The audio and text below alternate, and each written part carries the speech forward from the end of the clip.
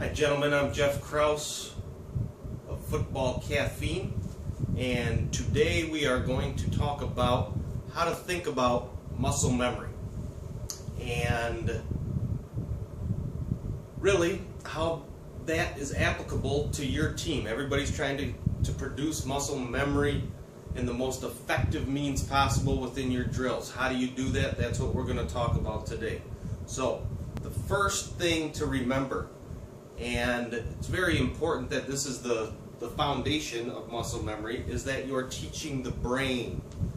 Okay? You're not teaching the muscles. Okay? You're teaching the brain. Muscle memory is stored in the brain. It's a memory. So what's the purpose of muscle memory? What are we trying to do by making sure players are fundamentally sound? You're working to increase the speed from the brain to the muscle. So you want to increase the speed between the brain and the muscle to produce a movement, whatever that movement may be. Okay? Whatever the movement may be. Now, what we're going to talk about then is how do you do that in the most effective way. And for the sake of this demonstration, we're going to use as our example a speed rush with a club rip technique. Okay, so that's kind of just the example that we're going to use as we walk through what the steps are here. What you need to know: the 4 S's. Show, slow, solidify, and speed. Okay, that process, 7 steps. Number 1, show the player. Show the player a visual of what it should look like. Explain why you're doing what you're doing, and also what not to do. So, in the case of our example with a speed rush, we're coming off the edge. Where our steps need to be. It's a 1, 2, club, 3 movement. If that's the movement we want, we need to get in the stance, we need to show the movement on the steps, and then we need to show the club coming across. Now, as you do that, the best thing to start that with is show them somebody from your own team executing the move in a game. That's perfect. If you don't have that, show them somebody on the team executing it in practice. If you don't have that, show them Clay Matthews executing the move in a game at the NFL level. He does a great job of showing that club rip move and how you use leverage and get low. So there's lots of ways to do it, but show them a visual. And then explain what you're looking for every step of the way, what you're doing and why. It's critical. If you can get a guy to understand why he's doing what he's doing, the movements make sense and they're that much more natural. Okay? So number 1, show. 2, quality before quantity. Quality before quantity and speed. Okay, so make sure when you're doing the drill that you're doing a quality move first. He's got to be doing it as perfectly as possible, and it's okay to start off slow. Okay, but every component of the movement needs to be executed correctly before you add more movement or before you add more speed. Number 3, when you start to work towards full speed, make sure they execute it correctly. It is going to feel awkward to them at first. It is going to feel awkward. Anytime you introduce new movements that guys aren't accustomed to doing, they're going to look awkward, they're going to feel awkward. Tell them that's okay, and get them doing the right movement over and over again. Okay, and because they feel awkward, they feel different when they're doing it. Number 4, positive reinforcement. Encouragement is critical, gentlemen. It teaches the brain that the movement you're doing is correct. So it solidifies the act that you're performing. So if we're coming and our footwork's good and we screw up the move, compliment the footwork. Tell him, great job on the feet, great job on the feet. Then he's confident to move on. Okay? Tell him what he's got right. Move on. Build. Okay? Always positive reinforcement. That solidifies the movement within the brain. Number 5. After you have solidified the movement, add speed and intensity in the most realistic environment possible. Okay? So we're still drilling here.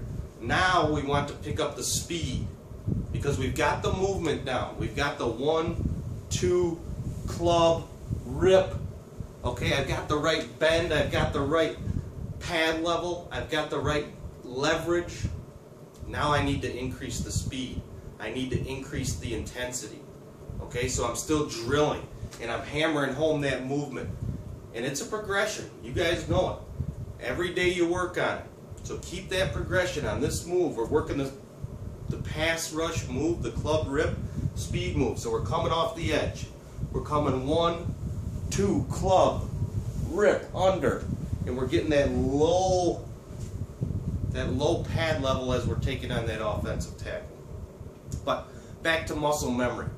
So we've solidified exactly what we want to do with the movement.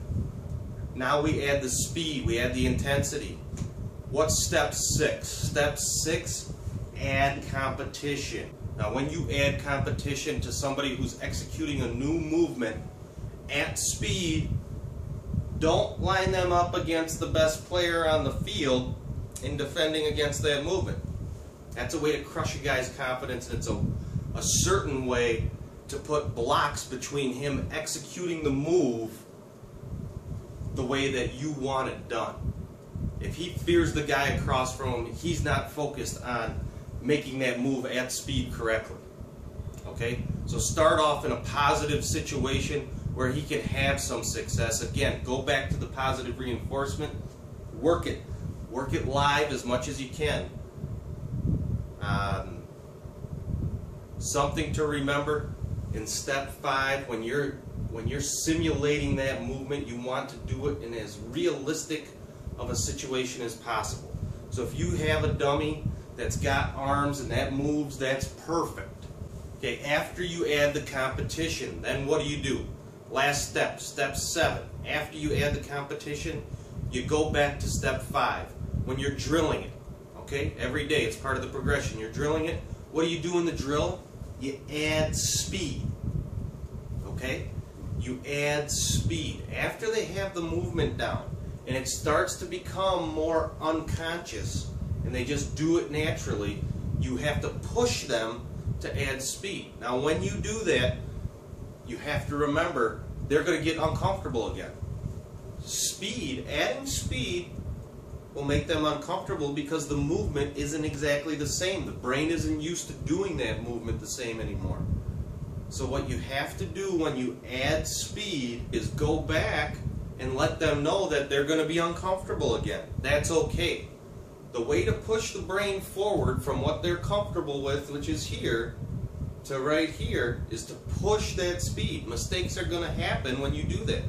Tell them that's okay. That's why you're working on the drill. Okay? Push the speed. Remember, when you're pushing the speed, there's going to be mistakes. That's okay. Alright? Then you go back, try and get it perfect again at a higher speed. Okay. Ultimately, what's the goal here? The goal is a term that I like to call unconscious fluidity. Unconscious fluidity. You'll know it when you see it. And that's just, that movement is so natural that they do it without hesitation. And it is fluid, it's smooth. Okay? And when they get that down, the last component is adding some emotion to that. But the first part is the movement. And that's what we're talking about with the muscle memory. Muscle memory, the goal to produce unconscious fluidity. Now, a couple items not to forget.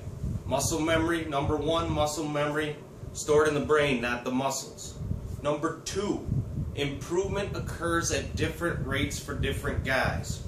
Alright? Not everybody's going to get that movement down as quickly as you may like. Some guys will proceed quicker than others.